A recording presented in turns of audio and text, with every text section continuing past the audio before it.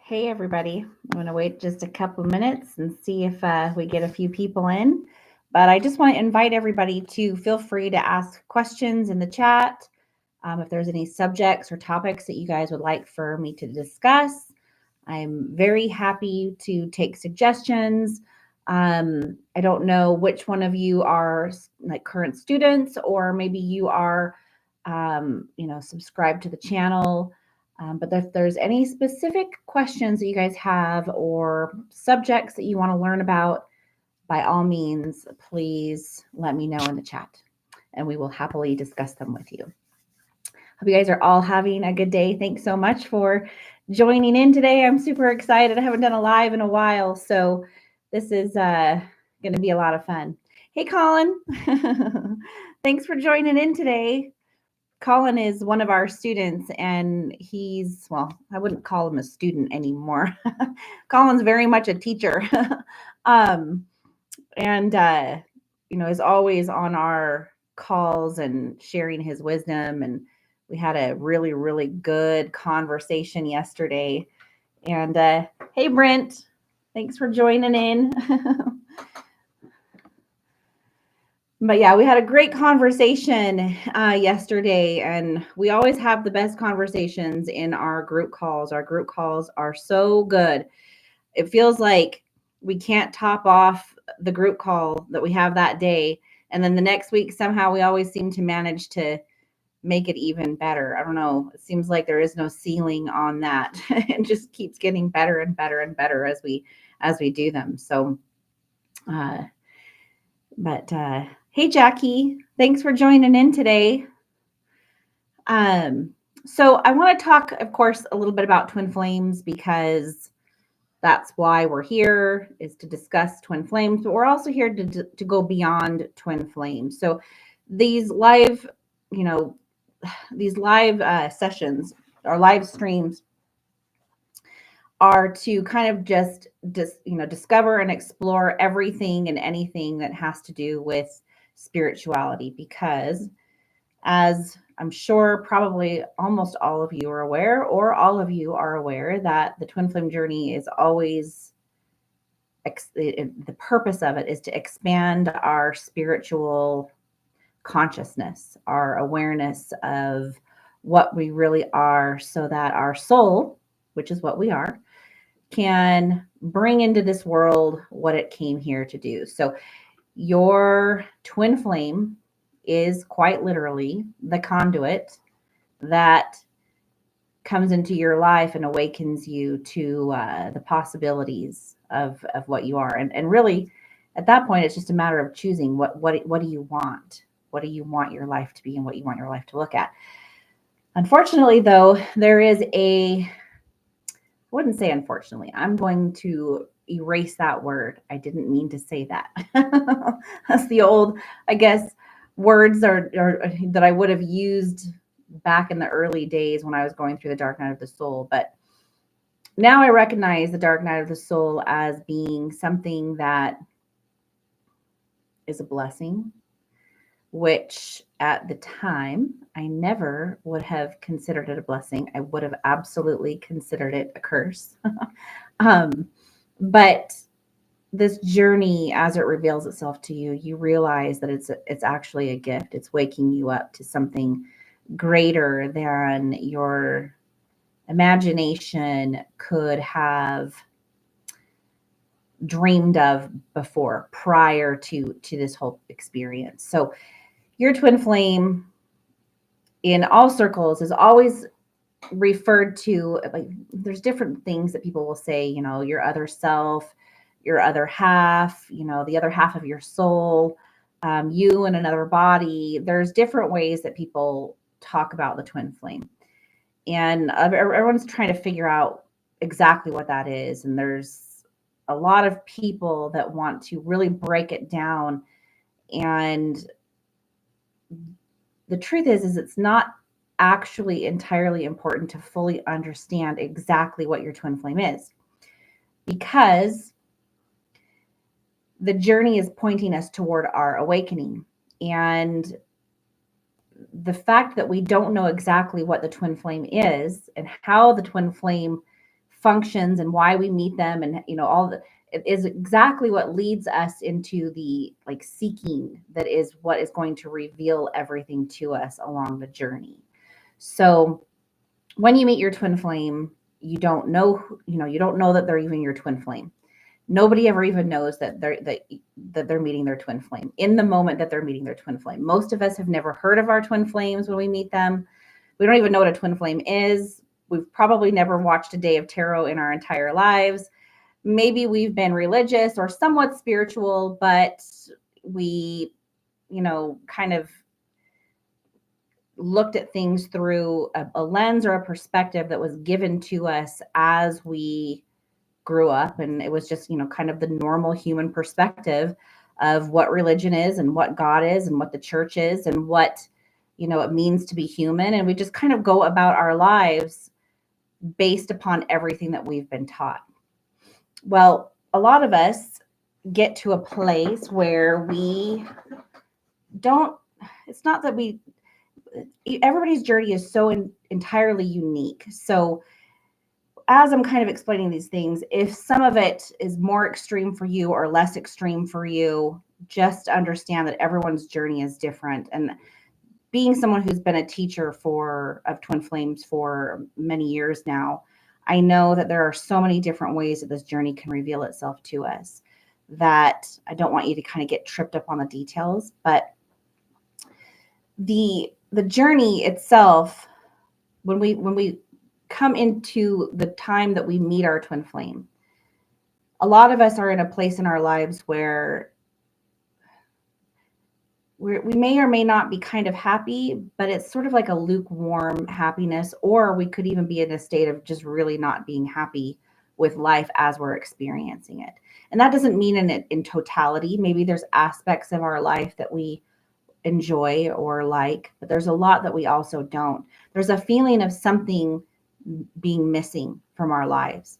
And we may not be able to put our finger on it. We may not know exactly what it is that we feel like we're missing, but we feel like we're missing something. And then when we meet our twin flame, we feel like that encounter or that moment with our twin flame is it makes us feel that something like a void or something has been filled. So whether we are in a relationship, whether we're single, whether we're married, whether we're divorced, it doesn't matter. If there's always the element of feeling like there is something missing, and then this person comes in and we feel that whatever it was that was missing has been filled. And so that is why we end up having this, like, we're so drawn to this person. We may not even know exactly why we're drawn to this person, but we are. And just in the experience that we have with this person, this whole world of possibilities suddenly opens up to us. And we start to see things from a different perspective. We start to feel so good. We kind of feel like we're walking on water for a period of time, because we're just so happy when we're around this person. There's probably certain elements of meeting them where, like for me, for example, I started seeing 1111 several years before I went through my twin flame journey. And so before I went through the meeting of this person and then going through what was my Kundalini awakening, I had a lot of kind of supernatural and spiritual experiences starting to show up in my life, but I didn't really know what they were. I didn't know why I was seeing 1111 all the time. I didn't know why I was having some of these experiences. And I had a tendency to write them off, in the way that we usually do when we don't understand these things, as just being coincidence or something like that. But I knew underneath that something was kind of tugging at me. But anyway, as I kind of got to that place where I met the twin flame, I knew there was something missing from my life. There was many things that I was very unhappy with. And so the way I've described meeting your twin flame is they're like an oasis in the desert, like you've been walking around in the desert for a long, long, long, long time. And you were walking around in that desert for so long, you may not have even realized that you were in a desert anymore, um, because you just became so used to the conditions of that.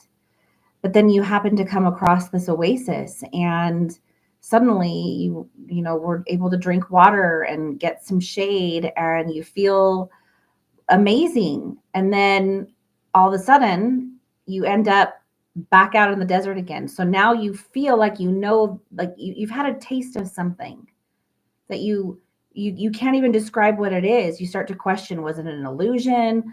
Was it something like, was this just a mirage? Did this really even happen? You start coming across all this twin flame information because you're seeking and searching, trying to figure out what just happened to you, why you're experiencing things the way you are. It's not even so much necessarily the twin flame, but it's all the things that happen surrounding that encounter that make it something so big in your mind. And so you're trying to find what that is. And you go to the internet and you're seeking and you're searching. And it's hard for us to comprehend. So that's why we sometimes think, is this just a mirage? Did this even really happen? Am I making it all up? Have I gone crazy? Am I mad? Like, we're afraid to even tell people about our journey because we know how we would have responded if someone came to us before we experienced this and explained it to us. We would have thought that was weird.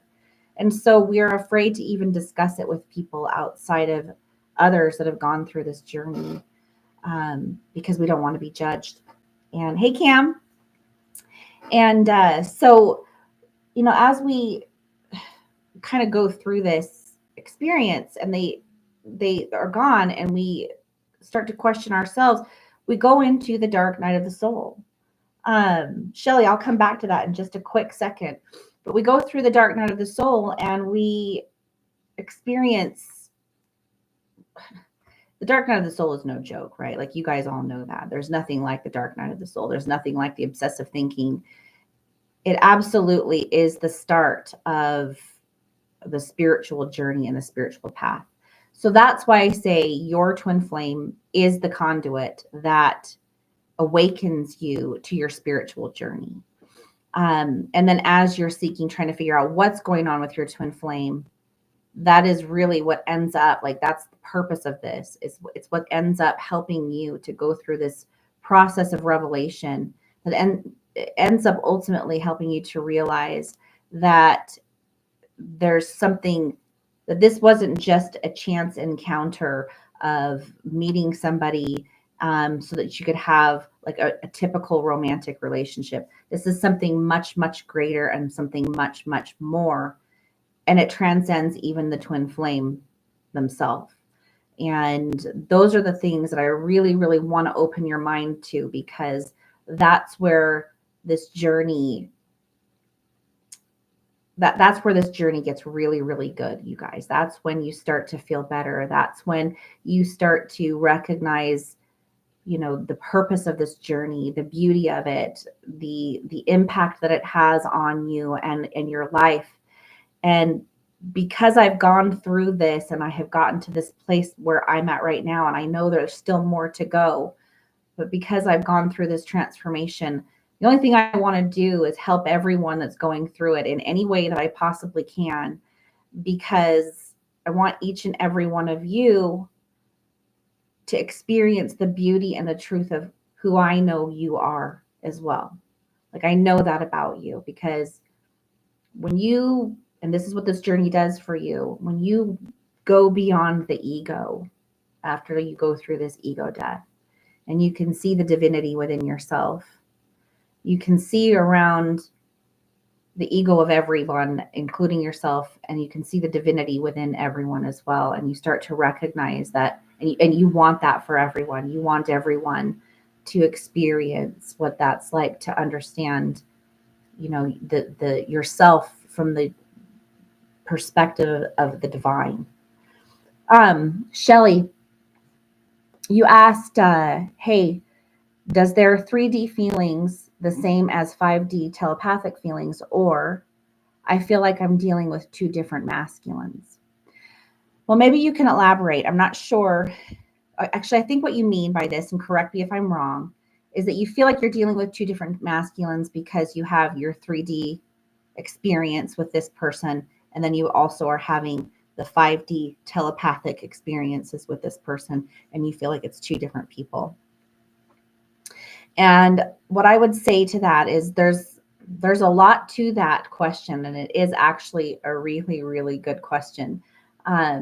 Because you're going to hear a lot about the 3D and the 5D when you're looking into like twin flame information.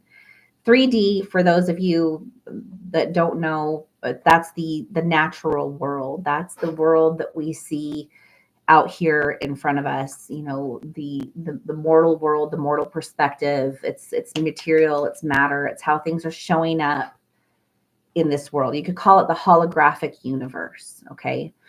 5D is what people refer to as the spiritual. It is the energy behind the 3D world. So their feelings on a 3D level. How do I explain this? Let me do the best that I can. Their feelings on a 3D level, and then their feelings on a 5D level are not separate and not different. Okay. How things show up for you, though, from the 3D perspective has a lot more to do with your perception of what you're seeing in the 3D. So on a 5D level, you're one and the same. Ultimately, we're all one. We're all from that same source consciousness. But that's manifest into what seems like separation. At the core, we are all one. At the core of ourselves, you and your twin flame are one. The 3D world outside of you is just a manifestation of the spiritual. So Colin says, Shelley, in my experience, 5D is our higher self, and you are your twin, one soul. So it's not like there is another with separate feelings or separate identity. It's unity consciousness. Exactly, Colin. It is unity consciousness. And the 3D world is always pointing us back to recognizing the 5D or the spiritual world. I know in twin flame circles, the 3D and the 5D is those terms, that language is used a lot. I don't use that language very often. I do sometimes, but I don't, only because I feel like it confuses us at the level of the mind, because the mind is trying to understand or figure out, because the mind would be, I guess, kind of part of that 3D experience. It's trying to figure out what, and so it sees the 3D and the 5D as two separate things.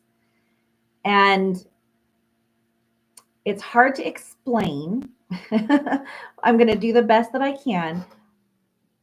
But when we choose to use language differently, and words do matter because they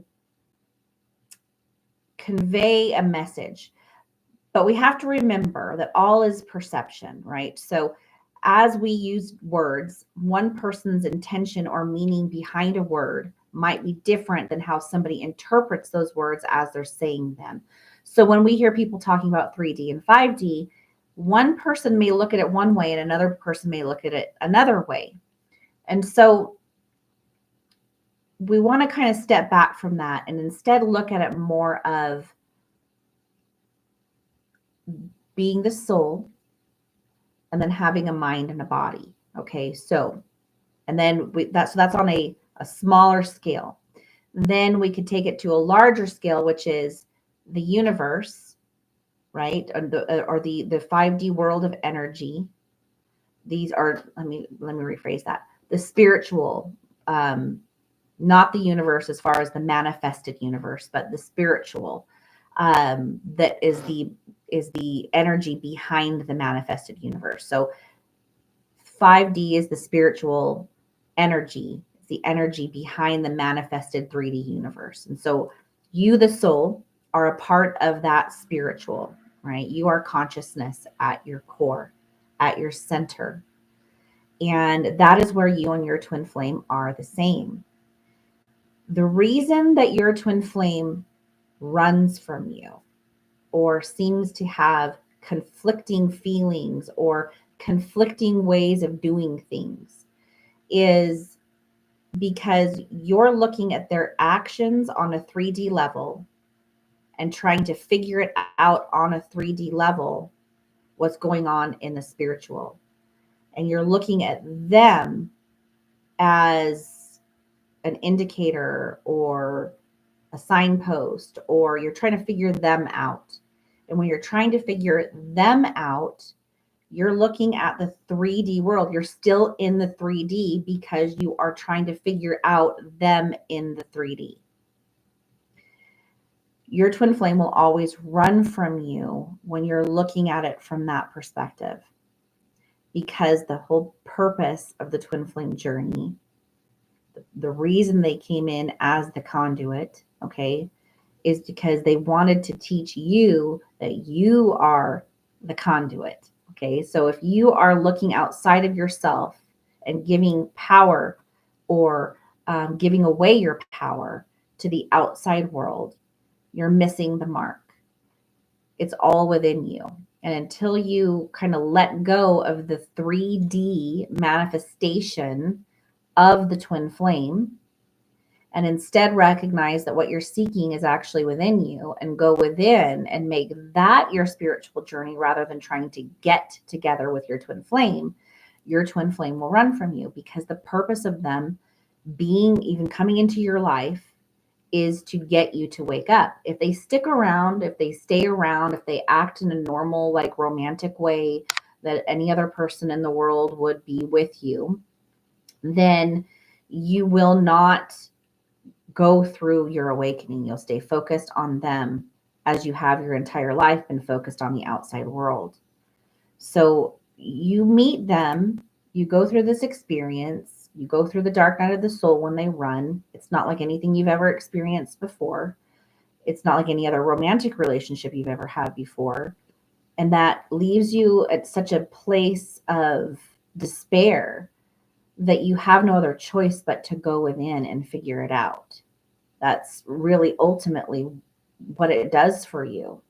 And so you can't look at what they're doing on a 3D level and compare it to your experiences on a 5D level.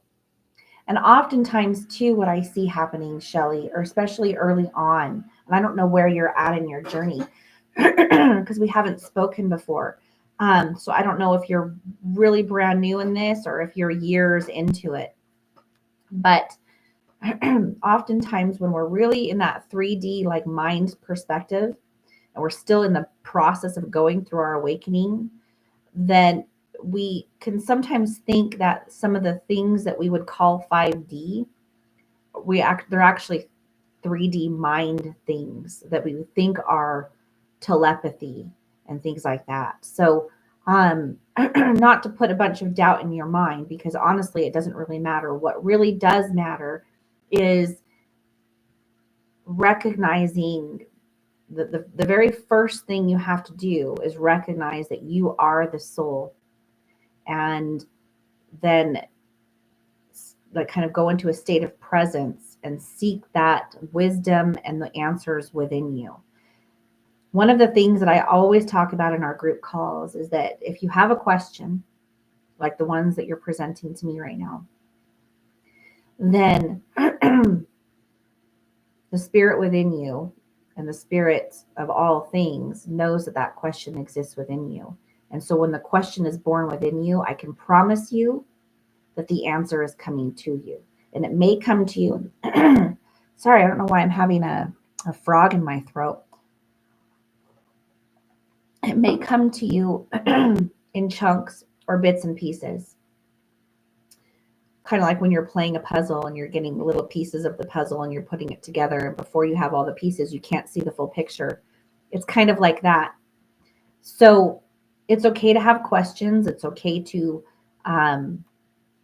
think about those things, but really understand the difference between what you is and what mind is, so that you're able to kind of go within and tune into that intuitive nature within you and find the answers inside of you rather than outside of you. Now, that doesn't mean information won't come from outside of you, but it's that inner discernment where you're going to recognize the pieces of the puzzle to be able to put it together. Whereas other people will just see that as coincidence or, unimportant information. So, Shelley, if there's more to that, or I didn't touch on anything specifically that you wanted to know, or if that just leads you to more questions, please type them in the chat and I can address those as well. Barack said, I am still trying to figure out what this is, and she left me almost a year ago, but it feels like yesterday. Yes, that will happen, Barack, for however long it happens. For each one of us, it's different. Yes, you do, Shelley. You absolutely do. You do. And that's part of like what's within you, right? Because that kingdom is within you and that energy is all inside. This really truly is a journey within, right? We've been journeying outside. We're travelers in this world. We've been journeying outside, experiencing all of this. And it's a journey back within. And once we do that, we recognize that it's this within that is actually causing all of this without. And that's when we can really start to change what's happening outside of us. So, Barack, let me kind of give you a little something to think about. You said, I'm still trying to figure out what this is. Think of it as,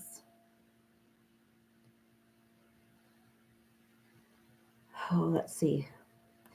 Say you're in you decide to put on a virtual reality suit, right?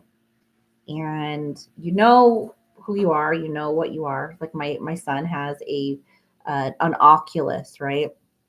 And he puts that thing on sometimes and he starts playing games. And I've put it on before, and it's so weird because when you put it on, your hands suddenly look like cartoon hands, and you look like you're in a whole different room, and you can reach out and grab things and touch things, and it's a really weird experience. Well, imagine that like even more intensely, where you're able to put on the suit that once you put it on, you can't even remember that you were something before that. Okay. And so once you put that suit on, you think that that's what you are. You think that you're in this world, and you think that the people that you know there and the experiences that you're having are all actually you. Before you put the suit on, you knew that it was a virtual world, but when you're in the virtual world, suddenly that's the only reality that exists to you.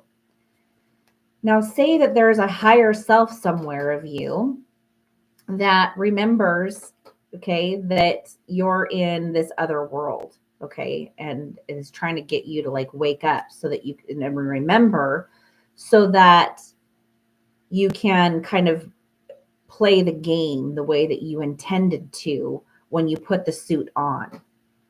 Okay. Hope this is making sense. It sounds like it is to you. So, say you send some virtual character in to like snap you out of it. It's like a fail safe, right? If things go wrong, this little like backup plan comes in to like snap you out of it, right? And when you encounter this, there's some kind of a reaction that takes place, and it causes you to wait a second. Is this really happening, and what's going on right now? And then there's little things that are happening where suddenly the world that you thought was real, there's little glimpses and little memories or moments that are starting to make you question it, right?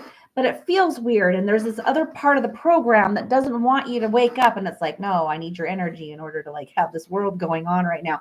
And if you wake up, then, it changes the game, right? So you kind of start to question it. But part of the process of waking up is overcoming the pre-programmed self-doubt that was part of the suit that you put on, right?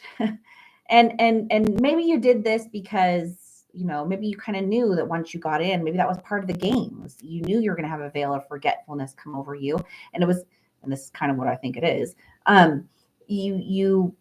You did it to kind of see who you would be in a universe where you couldn't remember who you were, right?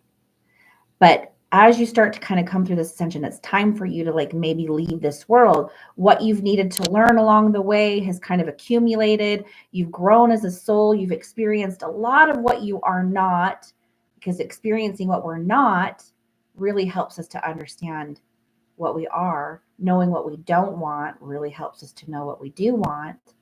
And so, you know, this kind of the fail safe comes in and it starts to cause you to wake up. You start to overcome the system. You start to peel away the layers of the illusion to help you remember who you are. But it's going to take time. There's like a process to that. Okay. And so it is going to feel like the veil is thinning over time. It is going to feel like there's layers of like an onion almost peeling away to get to the truth.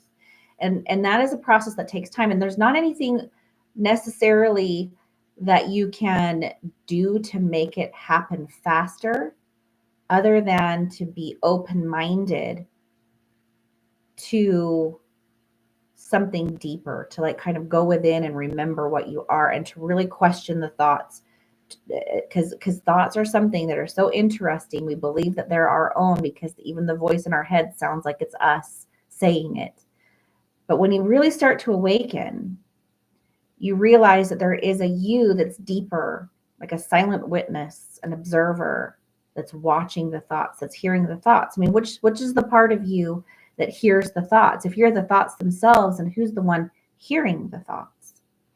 I remember that was a weird thing for me in the beginning when I started to understand that I was something deeper than that. You had another part and you said, what do you do, or what to do when the runner has mental health issues? Well, first of all, compassion is always a good thing. Okay. Compassion, understanding, love for anyone that deals with any kind of mental health issues, including ourselves. On the mental plane, I've said before, everyone in the human condition on some level that is still in a somewhat sleeping state or is all the way asleep has some type of mental something, some type of mental disorder or some type of mental issue that, hello from Sri Lanka. Hello, Samurai Jack. I like your name. That's cool. Because we are looking at the world through a mental perspective, right? And so we've forgotten who we are. We're not seeing things from that higher, more elevated perspective. We're immersed on the mental plane. And so everyone has some kind of false beliefs, false, perspective, messed up idea, because everybody on a mental plane has some level of fear and lack that are still controlling them because they're still in a state of being asleep. So when your twin flame has mental issues, compassion, understanding, and just allowing them to be wherever they're at is the very best thing to do. And then take a step back and remember that this is your journey and there's not really anything you need to do about your twin flame. Why? Why is that? Kind of think of it this way. There's a tree, right? We all know in spirituality that there's a tree of life, right? So think of like a tree of life. And then think of you as a piece of fruit on that tree of life. And everyone that you know is also a piece of fruit on that tree of life, even including your twin flame. And we all know that when a tree has fruit on it, different fruit ripens at different rates. So when you go out to get, do your harvest, you pick the ripe fruit and you leave the fruit that's there that isn't quite ripe yet. But you know that the fruit that's hanging on that tree is being nourished and grown and taken care of by that tree itself, the same way that the other fruit is. So as each fruit ripens, it's ripening as the tree intends for it to ripen. So when one piece of fruit is riper than another piece of fruit, that doesn't mean that one is better than the other. It just means that one is being nurtured and cared for by the tree similarly to the other, but they're just at different stages. And you and your twin flame are going through that process as you are meant to, and you don't have to worry about what is going on with your twin flame, how they're experiencing life, whether they're doing the work that they're supposed to be doing on their journey. You are not responsible for the work that they're supposed to be doing on their journey.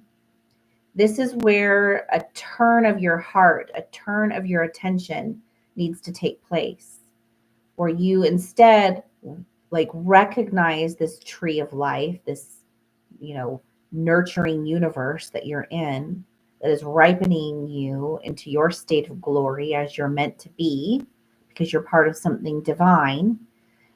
You turn your attention toward that and make, you have faith that it's doing that for you. And in your faith that it's doing that for you, then you're able to have the faith that the same way that that tree of life, source, God, the universe is nurturing you to your highest level, it is also doing the same for your twin flame and everybody else. And it is not your job to worry about what's going on with them. I know it's really, really hard, especially because we're so focused on them and that obsessive thinking is there. But I want you to understand where that's coming from. That's coming from a place of lack within you. Okay. And the reason why I say that is it's not an insult. We all have to deal with it. I still have issues with lack showing up in my life sometimes, lack mentality patterns and things like that. It's pointing you in the direction of healing. It's pointing you in the direction of looking at why it's hard. So when you break it down and you look at your mental patterns, right? First and foremost, we have to step back, remember who we are, remember that we are the energy, the source behind this creation, that we're not the creation itself, but we are the source behind the creation. And then once we're able to do that and practice presence, being the observer, the silent observer, the witness, we can start to look at the patterns of the mind. And when we look at the patterns of the mind, we can see where these things are coming from, why we think things are hard, why we think, that are, what is it all coming from? What I've seen, and I can say is probably pretty true across the board of pretty much, I don't think I've ever met a twin flame that didn't have this within them, is it's usually a feeling of like a kind of maybe twofold feeling of not feeling worthy enough, but then also looking for someone outside of us to make us feel valuable and worthy. When we feel whole and complete on our own, we're not seeking outside of ourselves for anything because we recognize that everything we need is within us already. But when we don't know that, we're looking outside of ourselves for that kind of validation. We're looking outside of ourselves for comfort. We're looking outside of ourselves for love, even. And Barack, let me explain something that might be helpful for you. When you feel feelings of love, Do you think that other people can feel the love that's inside of you? And when I feel feelings of love, are you able to feel my feelings of love? Whenever I ask people that question, they always want to say, yes, yeah, I can feel somebody's love. But really, do you actually feel their love? Or are you seeing indicators of things that are causing you to feel your own love? So when I feel love in my heart for my fiance, Brent, does he feel the love in my heart? He doesn't. But when I say to him, I love you, and he feels love, when I say that, he's feeling the love in his heart. Well, where does that come from? That comes from something inside of you, right? So he feels the love within himself, and I feel the love within myself. But why am I not always able to feel that love if it's something that emanates and comes from within me? Why am I not always able to feel it? It's because on the mental plane, I think certain thought patterns that make me think that I'm only able to feel love under certain conditions, under certain circumstances. So when someone loves me and they say to me, I love you, right? Really, it's just their own love that they're feeling and they're projecting it onto me. But when they say that to me, if I think highly of them and I care about them, I give myself permission to feel love. I go, like, there's like a subconscious thing in me that goes, you know what? This is a circumstance and a situation and a condition where I can be love. I can feel love. We think it's something outside of us, but in actuality, it's something within us. It never came from outside of you. And until we really fully recognize that we already are the love that we seek in others, we will make it conditional depending on whether someone's there, whether they're not there, whether they're acting a certain way, whether they're not acting a certain way. And we will cut ourselves off and then allow ourselves to feel love and then cut ourselves off. And it's all because we're believing mental pictures and mental illusions within our mind. It's conditional on the mind. And so we have to transcend the mind. We have to recognize there are no outside conditions necessary for us to feel that love within. Now, again, this is a process that takes time because I didn't, like, for years, I knew this, but I still wasn't able to fully stay immersed within that. I would vacillate back and forth between kind of being awake and knowing these fundamental universal truths and then kind of falling back to sleep almost, right? So a lot of people that say they're awake are not actually awake. They're just lucid, right? They're lucid within the dream. They're kind of in a vacillating state back and forth between feeling awake and feeling asleep, and we can oscillate in that state for a very, very long time. And there's nothing wrong with that. It's totally part of the process of waking up. It's the cocoon stage, right? Of the caterpillar becoming the butterfly. That somewhere in between stage. And that's perfectly fine. It is natural and normal to go through that period of vacillation. But it is waking you up to come to a place where you can be in that state of love, nirvana, samadhi, connection with all things at an ongoing space, right? You could kind of look at it like a heartbeat monitor. In the beginning, it's like the oscillations are big and you feel like you're in a down oscillation for like a long, long, long, long period. And then all of a sudden you go back up again and then down again. So there's back, over and over and over. But just like on a heartbeat monitor, right? Like you could think of that as like the ego, right? This is the ego. And we all know that dark night of the soul at this point is ego death, right? It's just another, the dark night of the soul actually comes from St. John of the Cross. It's a poem that was written a long time ago about ego death, but he called it the dark night of the soul. And the dark night of the soul or ego death always precedes a a spiritual awakening, because you cannot be reborn in the spirit and the truth of what you are if you're holding on to the old, sleeping, ignorant, illusionary part of the self. Okay?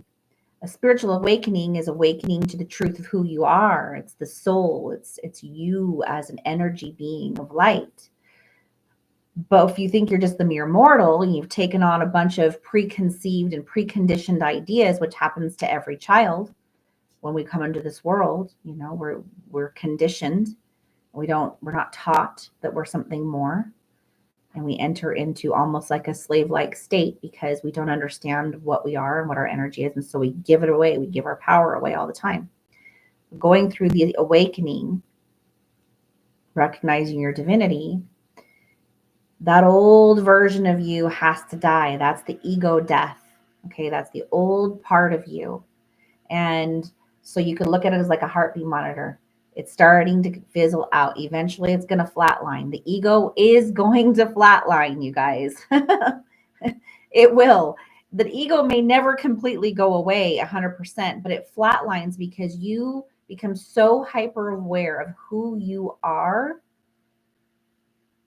that the ego no longer has an effect on you. It's like they're in the background. Like you just don't even pay it any mind anymore. Right? So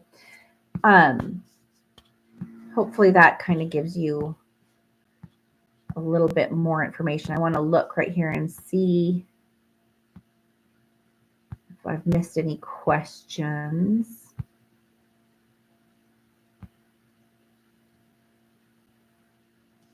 Thank you, Colin. Thank you, Lynn. I really appreciate the kind feedback. I'm sure that your life, your view on life and connections has changed exponentially. One thing that I noticed on this journey, because it's been about 5 years for me now. Oh, thank you, Colin. I'll come right back to that.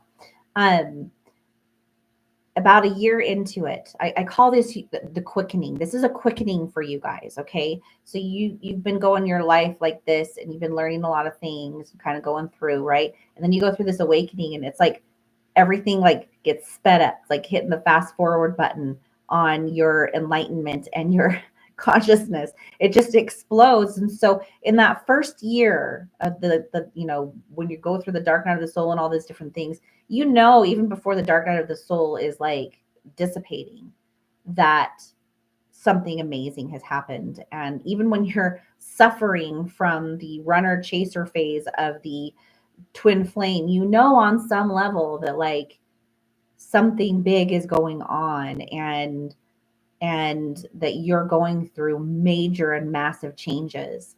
And you can see that your entire perspective and vision of the world and your relationship to everything has changed. You don't think the same way. You can't.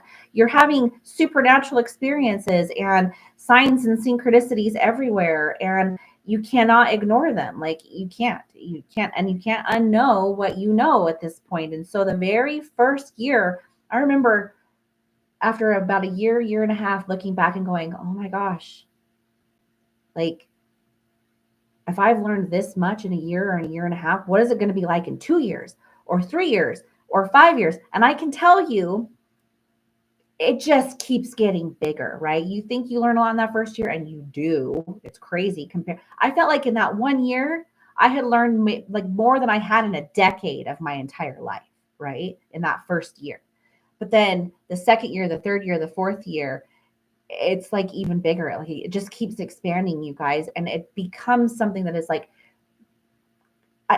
it's the words I speak to you can never convey to you in this short little tiny glimpse of a moment that I have with you through this, live stream, the beauty of what this journey is revealing to every single one of you. And I'm like crazy excited about it for you. And I have massive amounts of empathy for the difficulty that you guys are going through. But I want you guys to know that this is opening a door to something that is just absolutely incredible. And it's because you deserve it.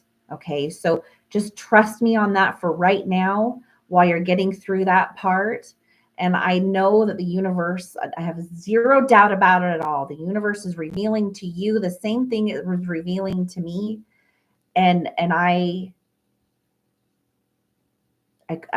just excited for you. I couldn't be happier for each and every one of you that you guys are going through this experience, even though I know how difficult it can be.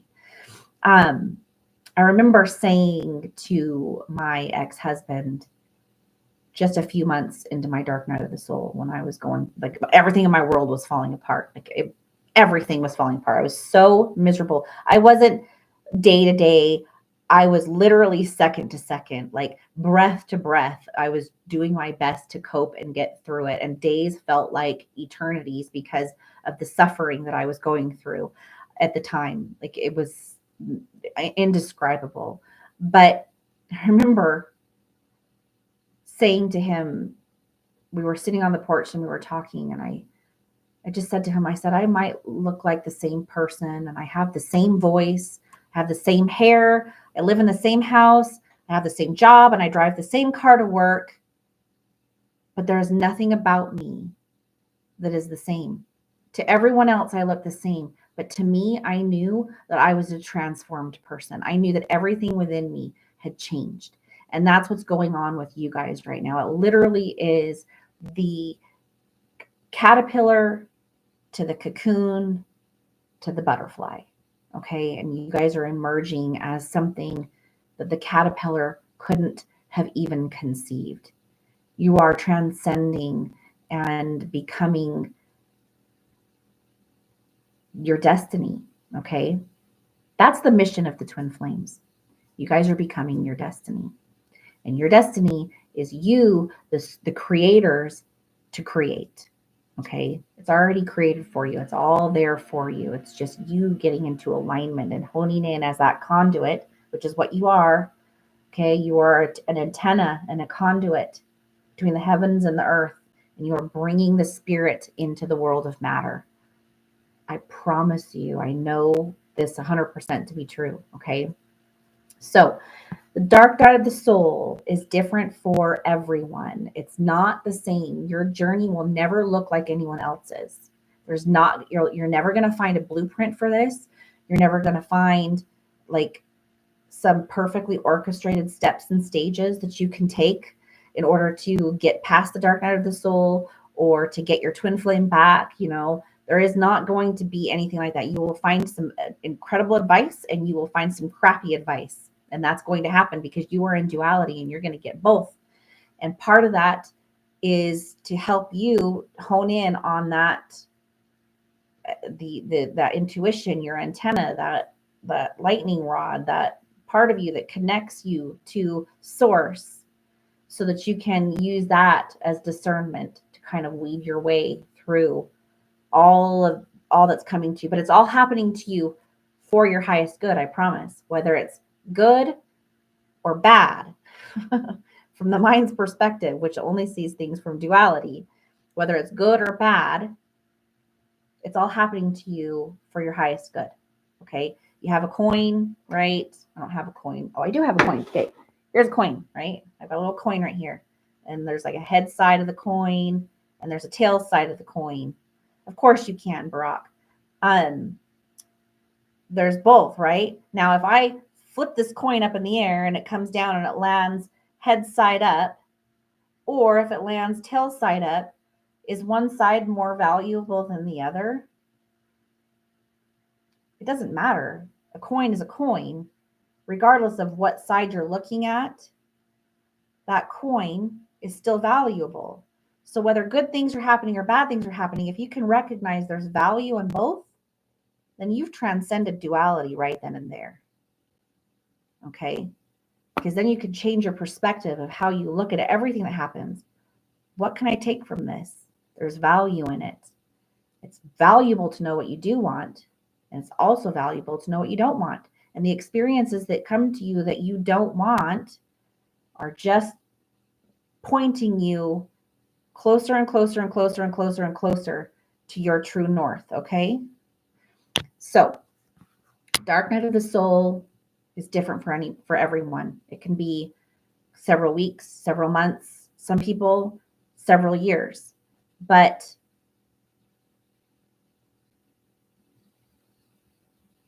the dark night of the soul only exists as long as it has to in order for you to realize that it's some way the dark night of the soul is self-inflicted. Okay. It doesn't feel like it is in the moment. But when you really come out of the dark night of the soul, it's that you recognize that the dark night of the soul is created through perception, and perception is illusion.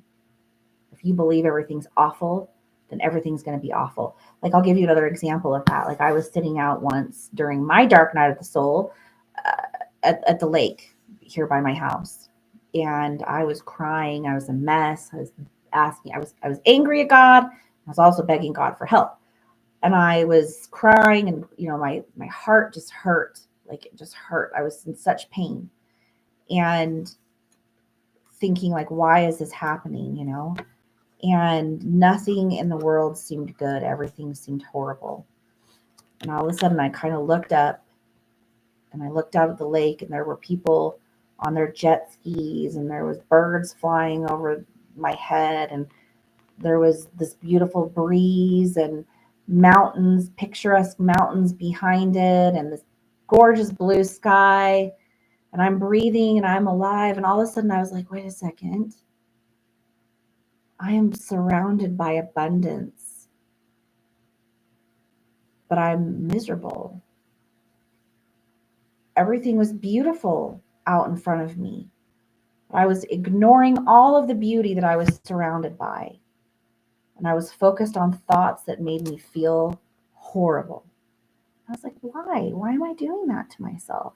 Now, of course, there was a process that helped me get to that place where I suddenly was able to kind of snap out of it for a second and realize that I was creating hell while I was sitting in heaven. Why do we do that to ourselves? Why? It's interesting. Now, Barack, I saw that you had said, could I ask another question? But I didn't see the question come up. Oh, there it is. I got it. Okay. In a situation where the runner returns, how should we handle betrayal or karmic partners and lies? Or should I see this as an extension of the inner work we do? Well, it is an extension of the inner work that you do. So yes, I'd say definitely look at it through that lens and that filter. Okay. And then look at, there's a lot to that question, and it's situational. And so I can answer it, I guess, on a general kind of level, but each person's situation is slightly different. And it does help to kind of look at the nuances of your own situation when you're looking at things through this filter. But with the runner, when they come back, okay, a lot of betrayal has multiple levels to it. Okay. Some betrayal is betrayal that you have to look at and go, is that something that I can live with? Is that something that I can overcome? But then you have to kind of break that down, because you have to look at what the betrayal is, because perception, again, is everything. So you have to look at their intention, but even more so, you have to look at your own, right? Your own perception of it, because some betrayal is only betrayal because of our own perspective of it. And then we have to break that down and go, why is that something that makes me feel betrayed? Why is that something that I react the way that I do to it? Why, so again, this is situational. It depends, right? Like if you are someone that so there's people in the world that are monogamous and there are people in the world that are not monogamous, right?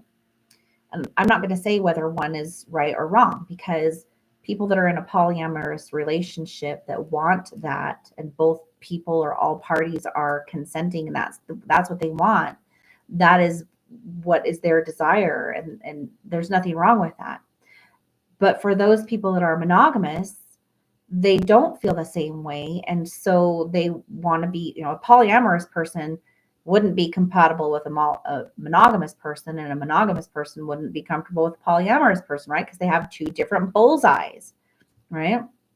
And so a monogamous person needs to be with somebody who is seeking the same trajectory in life. And a polyamorous person needs to be with someone who's seeking another trajectory.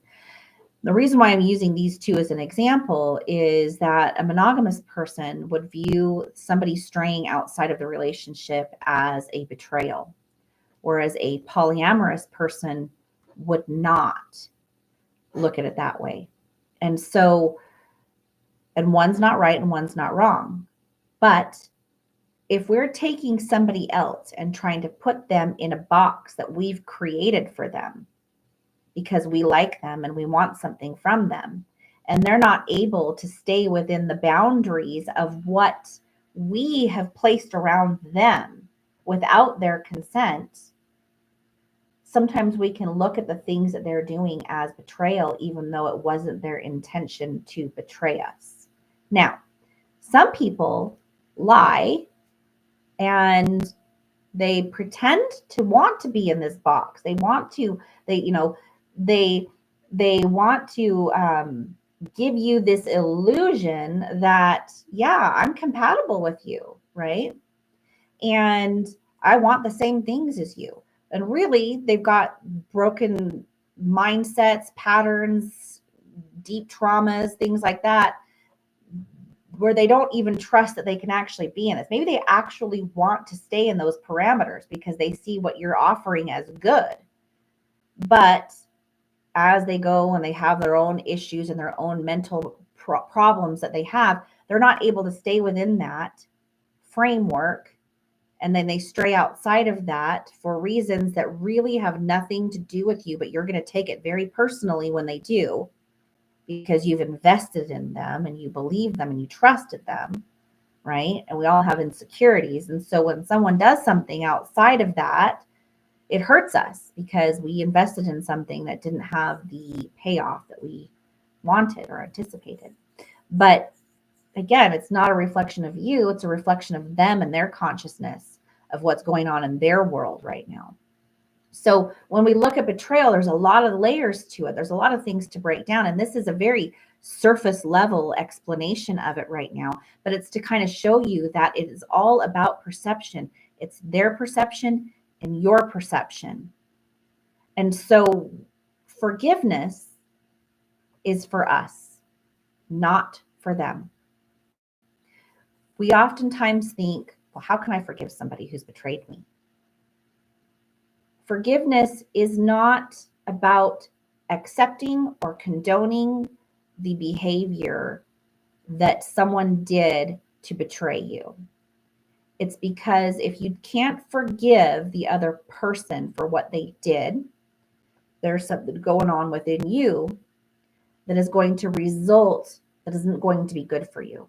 Because feelings of anger, frustration, anxiety, lack of trust, all of those things are harmful for you, not for the other person. If I hate someone, right, because they betrayed me, are they going to feel my hate? Just like they can't feel my love, they also can't feel my hate. So who's the one who suffers from the hatred that they have of another person? We do. We experience the joy of our own love, and we suffer the consequences of our own hate. And those shape our own perceptions of how we deal with life and how we deal with relationships. And our twin flames are here to break us out of those confines and to wake us up to the fact that we create reality through perception. And so when they come back in and there's betrayals and things like that, if you're at a place right now where you're still conflicted, just look at that. Because twin flame or no twin flame, you are responsible for your own happiness, to experience your own love. It is not the duty or the job of another to make you feel your own love. It is you giving yourself permission and taking your permission away, depending on circumstances, as to whether you feel it. So when we go through ego death, I said earlier, we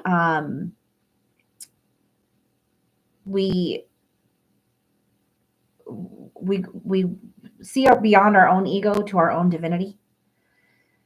And then we're able to do that for others. We can see beyond their ego, even if they're asleep still, into their divinity. And we recognize that their crappy behavior is a result of them being asleep. And so, like Jesus said, forgive them for they know not what they do, right? That's what Jesus meant by that. That's what that phrase means. They're still in a place of being asleep. They don't know what they're doing, because if they were awake, they wouldn't be making those choices. They would be in alignment, right? They would know that they are divine and they wouldn't hurt others, right? They would do no harm. When we do that kind of stuff, it's through ignorance. It's through not knowing, okay? Or sometimes, again, we show up in each other's lives and we're not even intentionally trying to hurt someone, but they've put a box around us, and us just being normal hurts them because of perceptions that they have unfairly projected onto us. So betrayal is an interesting one. There's a lot to break down about that. And these are a lot of the things that we really, really break down over a period of time in our group calls and things like that, because there's many conversations and lots of experience and knowledge that need to be kind of experienced along the way and acquired along the way for us to really kind of step into a fuller, like more elevated picture on the kinds of things that happen. But once we do, you guys, the good news is that it's like having like armor, right? The things that other people do to us no longer hurt us anymore, because we see that it is a reflection of their level of consciousness, not our own. And we are never cut off from our own love, and we're never cut off from our own source. And so we don't need that from others. We realize it can't be taken away from us, right? When I was first falling in love with my fiance, I used to cry because I was so in love with him, but I was so afraid that I was going to lose him. I was freaking out all the time. Am I going to lose him? Am I going to lose him? Am I going to lose him? And then one day I had this epiphany where I kind of just fell down onto my knees, and I was like, from a mortal perspective, we're going to die someday. And I don't know when that's going to happen, right? So even if we never betray each other and we stay together, at some point in time, our mortal bodies will die. And I had to come to the realization that everything in this journey is constantly shifting and changing. The only one constant is the truth and the love of what you are on the inside. And I realized that the blessing to have someone in my life right now made it worth any potential loss in the future. However, I also realized that's all on a temporal plane, and that at an energetic level, I'm not separate from him, and that he's not separate from me. We are together eternally already. And who I am today isn't who I was yesterday, and who I will be tomorrow isn't who I am today. Right now, I'm not even who I was 30 seconds ago, right? The cells in my body have already changed as we sat down and talked in this right now. I've already aged, an hour and 9 minutes, right? We are constantly changing and shifting in this kaleidoscope of life. But the one constant, the one part of you that is eternal, is the actually only true part of you and of everyone that you know. Okay, so when you start to really wake up to these truths, you're not susceptible to the changes of the world, to other people's ideas and perceptions, to, you know, someone being there or not being there, to betrayal. It's not the same. And you realize that you are the creator of your experience. And so if you see that there's somebody in your life, and again, twin flame or no twin flame, if someone's not treating you kindly, if someone is betraying you, Barack, whether it's your twin flame or not, it is up to you to either allow or not allow. Boundaries are for you. They are not for others. When we hear people say, oh, you got to have boundaries, we always think, well, we got to put a bunch of boundaries and a bunch of walls around us so that we can keep the bad stuff out, right? But really, it's actually boundaries for you. What will I and won't I allow to happen? My mom always used to teach me when I was younger, and it didn't make a lot of sense to me, but she was like, you teach people how to treat you. And I was like, how do I do that? And she's like, by what you will and won't put up with. And so if somebody's coming into your life, twin flame or no twin flame, and they're not treating you fairly, and you've looked at this and looked at the perspectives behind it, if it doesn't feel right for you, you choose whether you do or don't give it your attention. And this is where we start to step into, you are creating your life through the attention that you give. Everyone thinks of money as currency, right? Because it is. But we have more than one currency. We have currencies that are even higher and more valuable than money, which is your time, your attention, it's even more so your energy. Those are your manifestation powers. They're so powerful and so valuable that people will pay a lot of money for your time, your attention, and your energy. All right. Let's see. There was another question here from Riri. And Riri wanted to know if someone can have more than one twin flame. Now, twin flame is a label. It's just words, okay? Just like we use words to communicate things. But we cannot always explain things well with words. And so words are like tools, and there is power behind words because they're a vibration, but they are tools that we use to try to explain experiences and feelings and emotions and perceptions, pictures within the mind, and so on and so forth. Twin flames is another one of those. It's just a label. And so when you're out looking, there's going to be a lot of different perceptions that are about twin flames, a lot of different explanations about twin flames. From my understanding, there are people who talk about false twin flames, karmic twin flames, true twin flames. There's different, twin flames that are out there as far as labels are concerned. But from what I understand, those are just people's description of experiences that can show up while you're on the twin flame journey. Okay. So you're all on a twin flame journey, which means you've met someone. There's certain things. Okay. I have hands, and my hands are very obviously hands, right? Nobody would look at this and say that's not a hand. We all have them, and they're all distinctively hands. Some might be big, some might be small, some might be darker in color, some might be lighter in color. Some are male, some are female, some are wrinkly, some are smooth and young. They're all hands. They're all different. They're all so different that we can find anyone based upon their fingerprint because nobody's fingerprints are the same.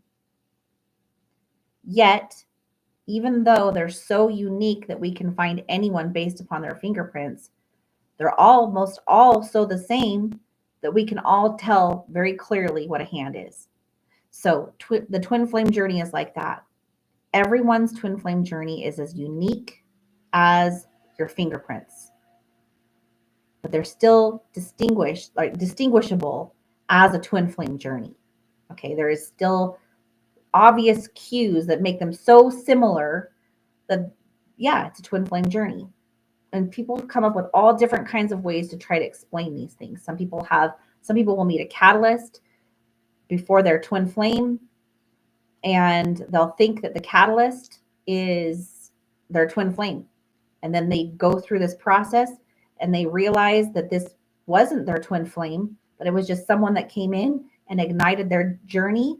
And then they end up meeting their twin flame later on down the road. Some people meet their twin flame and then they meet a catalyst later on. We call things karmics. We call things soulmates. We call different people different things because we're trying to label and explain and express to others what's going on in our internal experiences and these journeys that we're on. So, excuse me. Tried to hold that in, but I couldn't. So you're going to hear a lot of stuff, and I don't want to tell you that you will not have more than one experience of someone who feels like they're like a twin flame, because lots of people do. But they're going to use different language to describe it. This is where the journey, it's important to recognize how unique it is. And this is it's unique for a reason, because if we could find the answers out there, we would never have to go within. And the whole point of this journey is that we can't find answers out there and we have to go within. That's the reason we're on a twin flame journey. That's the one and only reason that everything is all mixed up and mishmashed out here. I will not have all the answers for you, and there is no teacher on the planet that will. And there's no person, no book, and no article, and no internet page that's going to have all the answers for you. The only place that you're going to find your answers is within. And so if you've met more than one person, Riri, and you're confused about whether or not you have more than one twin flame, or whether you've met a catalyst or a false twin flame or anything like that, I would say, because I've had these experiences myself where I was, I've had a bunch of different experiences surrounding this type of topic. What I came to the realization is that it doesn't matter. And here's the reason why. Whether they're your twin flame, whether they're your false twin flame, whether they're a catalyst, whether they're a soulmate, whether they're a karmic, they're all exceptionally valuable on your journey, because this is your journey. You are the hero of your own journey. You are the soul, and it's your moment to wake up to that. So it doesn't matter if you have more than one twin flame. And then I can also take this further and tell you, just like I started this out with, this is, if the question exists within you, the answer is going to come to you. Okay? It is going to come to you through personal revelation, Riri, as to what is going on with that. Okay? So can you have more than one twin flame? The typical answer that you're going to hear is no. Okay? You can have more than one type of twin flame, but you're only going to have one twin flame. Okay?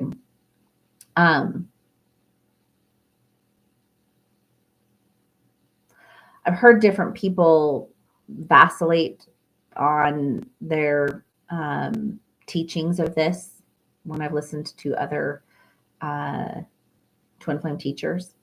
And I think that it's important to remember that any twin flame teacher, myself included, is in this journey with you. Okay? And we're all at different places within that journey. And in some ways, I might be more ahead than you. And in other ways, I might not be as far ahead as you.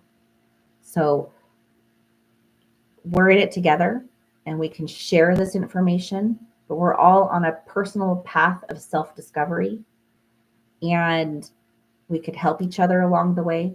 But what I feel has been revealed to me along my path, that is the only thing that I can turn around and share with you, is that this journey has told me to keep an open mind. and even more than an open mind, to keep an open heart and to recognize that all things are possible. Everybody's journey is unique. And so don't ever close yourself off to it. The question is there. Let it sit there in the background of your mind. And I promise you, the soul within you and the infinite universe and that you are immersed within and that exists within you is going to bring that answer to you. Okay. And it might not be the same for you as it is for me. Because again, our journeys are unique. And how we experience this journey and how we experience this world,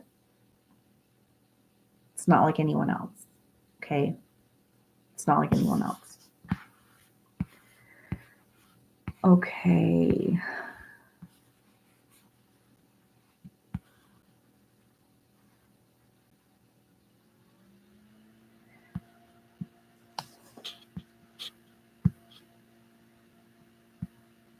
Lynn,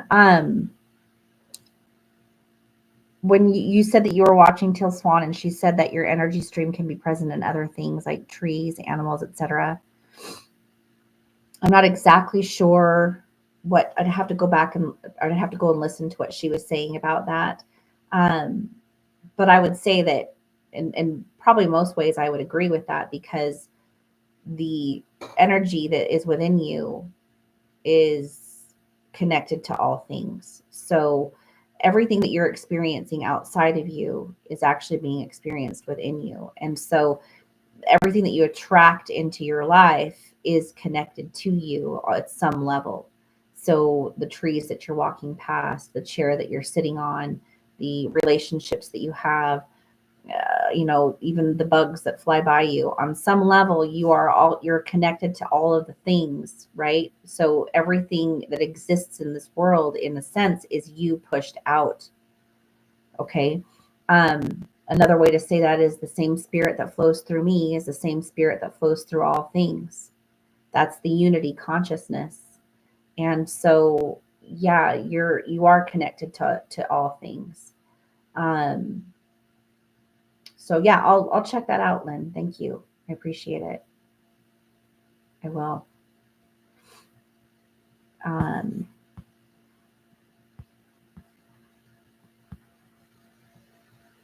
now I had a very spiritual experience with a raven um, when I was in the middle of my dark night of the soul.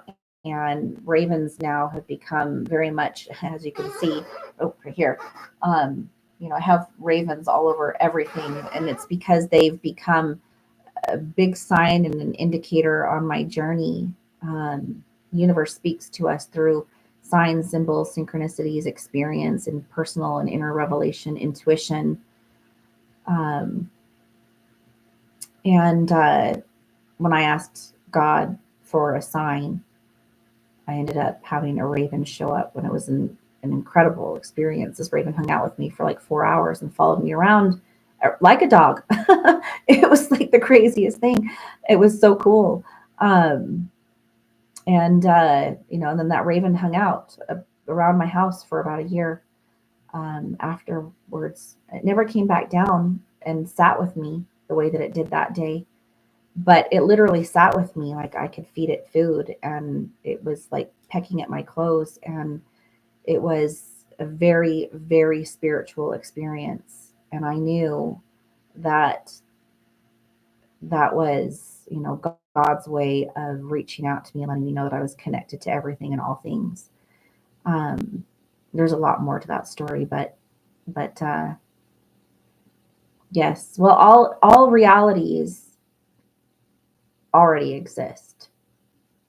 Um, Infinite possibilities are accessible, and we do live in a very interesting universe where if you can dream it up, basically it can happen.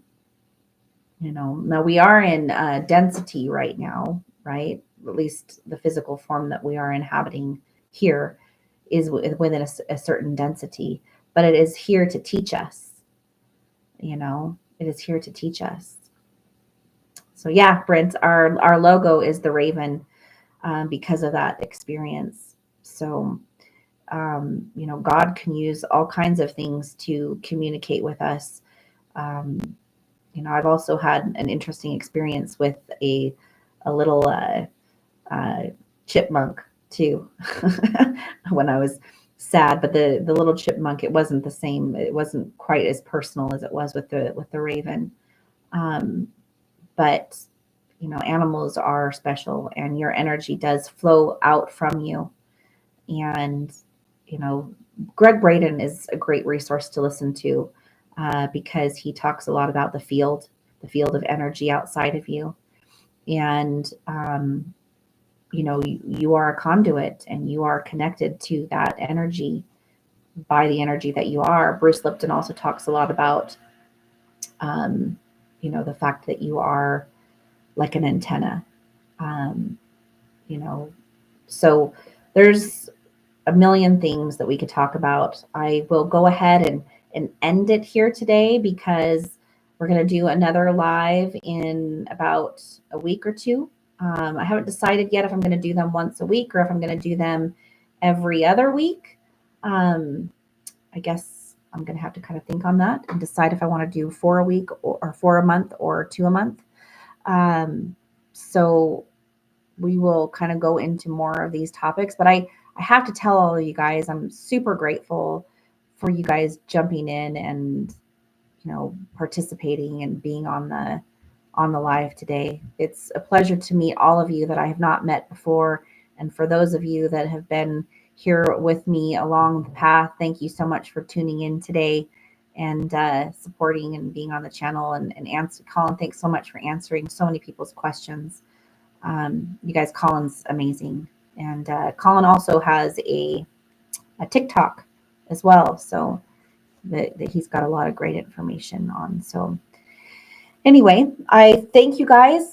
I really appreciate you guys being here. Hopefully that helped. And, if you guys have more questions, we've got group calls that you guys can get into. They're pretty inexpensive. You can get anywhere from 8 to 16 a month, depending on which package you get. We also have one-on-ones. We do have discounts on those one-on-ones right now. There's coupon codes underneath the videos. Let me see if I can get those for you really quick. Our coupon codes are right now, if you want to do a one-on-one, the coupon code for that is one soul, and then if you want to do like a personal tarot reading, the coupon code for that is union. And so those are going to go through, I think, February 14th or February 15th. So you guys can get some really nice discounts on one-on-ones and tarot readings right now. And then we also have like our tarot readings that are on the channels. You guys can always ask questions underneath those as well. And then with the group calls, you also get access to a private Facebook group. We do also have, just so you guys are aware, a regular Facebook group. So we have the Conduits Twin Flames, and we also have the Conduits, which is a private one for people who sign up for the group call membership. And we have a lot of really cool stuff on there. You can ask all kinds of questions and kind of network and talk with other people that are twin flames in there.